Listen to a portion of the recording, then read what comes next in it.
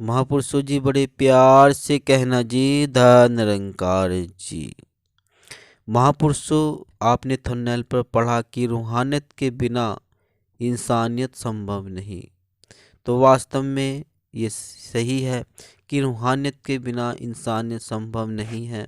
मन में कुछ भी कोई ना कोई विचार विकार आते रहते हैं जो हमारे लिए वो ठीक नहीं होते, और हम इधर उधर जो गलती कर बैठते हैं, फिर ना तो रूहानियत में रहते न इंसानियत में। तो आखिर कैसे हम अपनी रूहानियत और इंसानियत को साथ रख सकते हैं और मन पर काबू पा सकते हैं? तो करते हैं इसी बात पे आज चर्चा और बढ़ाते हैं ज्ञान को, लेते हैं माँ सुदीक्षा सजेशन अहमते। नहीं किया है अभी तक चैनल को सब्सक्राइब, संदेश निरंकारी का चैनल को सब्सक्राइब कर दीजिए और बेल आइकन भी प्रेस कर दीजिए। महापुरुषों, मानवता की महक जहाँ से ख़त्म अगर हो जाएगी, यह दुनिया हर देव सुहानी दुनिया न रह पाएगी। अब प्रश्न उठता है कि यह मानवता की महक आएगी कैसे? संसार की हालत तो ऐसी है जैसे सतगुरु माता सुदीक्षा जी ने एक शेर का जिक्र किया। गली में मकान थे, मकानों पर नाम थे, नाम के साथ ओहदे थे, बहुत देखा कोई इंसान ना मिला। महापुरुषों की नज़र में जब तक इंसान में इंसानियत के गुण, प्रीत, प्यार, नम्रता, सहनशीलता, विशालता आदि नहीं है तो इंसान इंसान कहलाने के लायक नहीं है। और रूहानियत के बिना तो इंसानियत संभव ही नहीं है। जैसे कहा भी है, बंदगी ता बंदे विच घाटा होवे ते इंसान नहीं। महापुरुषों, यह बंदगी अर्थात इबादत, उपासना, भक्ति तो शुरू ही प्रभु की प्राप्ति से होती है। जब पूर्ण सतगुरु से ब्रह्म ज्ञान की दात प्राप्त हो जाती है, आत्मा के को अपने मूल इस निरंकार का बोध हो जाता है, तो उसे पता चल जाता है कि हम सब इस प्रभु परमात्मा की संतान हैं। फिर अपने पराये का भेद खत्म हो जाता है। सब में इस प्रभु का दीदार कर इंसान में देवी गुण उजागर हो उठते हैं। किसी का दुख दर्द अपना दुख दर्द लगता है, किसी के नाम का आना सुकून देता है। जैसे एक जगह पढ़ने को मिला, एक बार कुछ नौजवान एक पहाड़ी पर चढ़ रहे थे। चढ़ते चढ़ते उन्हें थकान महसूस हुई और वे आराम करने के लिए एक पेड़ की छाया में बैठ गए। इतने में वो देखते हैं कि एक छोटी सी लड़की पीठ पर एक छोटे से बच्चे को उठाए पहाड़ी पर चढ़ रही है। उन नवयुवकों ने उस लड़की से पूछ लिया, तू इतनी थकी नहीं, इतना बोझ उठाकर पहाड़ी पर चढ़ रही है? उस लड़की ने बड़े सहज स्वर में उत्तर दिया, थकना क्यों, यह तो मेरा अपना भाई है। कहते कहते वह पहाड़ी पर आगे बढ़ गई। एक सीख दे गई कि जहाँ अपनापन है वहाँ बोझ नहीं लगता। यह अपनापन, यह इंसानियत वाले गुण रूहानियत से जीवन में सहज रूप में आते चले जाते हैं। सिर्फ इंसान के रूप में जन्म लेने से कोई इंसान नहीं बनता।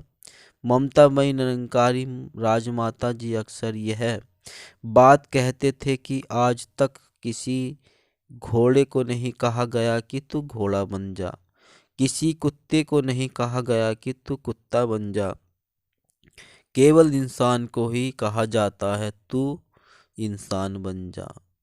निरंकारी मिशन का यह संदेश भी है, कुछ भी बनो मुबारक है, पर पहले बस इंसान बनो। अगर इंसान में मानवीय गुण नहीं आएंगे तो सहनशाह अवतार सिंह जी महाराज ने संपूर्ण अवतार वाणी में लिखा है, बंदा भी ए पशु बराबर, जे फर्जा दी पहचान नहीं। पुरातन इतिहास देखें तो पता चलता है कि गणिका, पापन, भूमिया, चोर, कोड़ा, राक्षस आदि का जीवन सांसारिक दृष्टि से अच्छा नहीं था। गुरु की शरण में आने से पहले ये घोर निंदा के पात्र थे, पर जब सतगुरु से ब्रह्मज्ञान की दात प्राप्त की तो उनका पूरा जीवन ही बदल गया। वे संत बन गए, भक्त बन गए, महान बन गए। जब इस महान परमपिता परमात्मा से जुड़ गए तो उनका जीवन रूहानियत से भर उठा। मनुष्य योनि सर्वश्रेष्ठ योनि है, इसलिए सतगुरु समझाते हैं, मानव प्रभु की उत्तम रचना, उत्तम इसका रुतबा रखना। मानव प्रभु की उत्तम रचना, उत्तम इसका रुतबा रखना। अगर यह मान रहे हैं कि मानव प्रभु की उत्तम रचना है तो इस रुतबे को कायम रखने का दायित्व भी इंसान का ही है।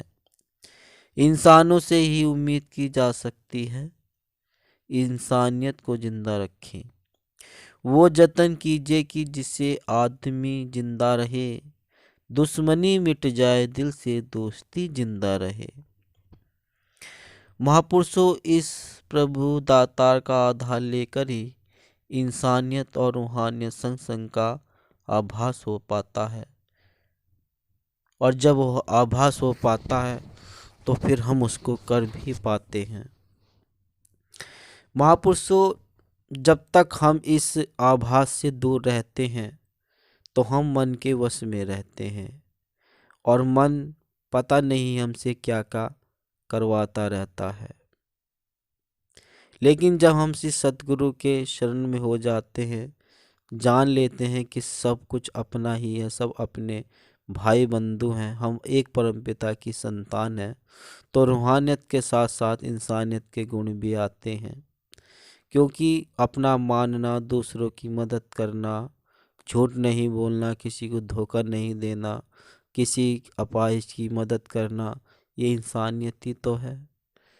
और जब हम इंसानियत नहीं हैं तो रूहानियत भी नहीं। तो दोनों रूहानियत और इंसानियत इसलिए ज़रूरी है महापुरुषों। इसलिए तो कहा गया है कि रूहानियत के बिना इंसानियत संभव नहीं।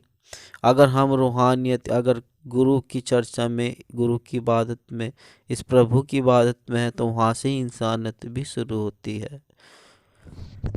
अभी दास ने बताया कि इंसानियत आती है जब हम इस निरंकार की शरण में रहते हैं, तो हम जान पाते हैं कि अपने सब हैं, एक परमपिता की संतान है।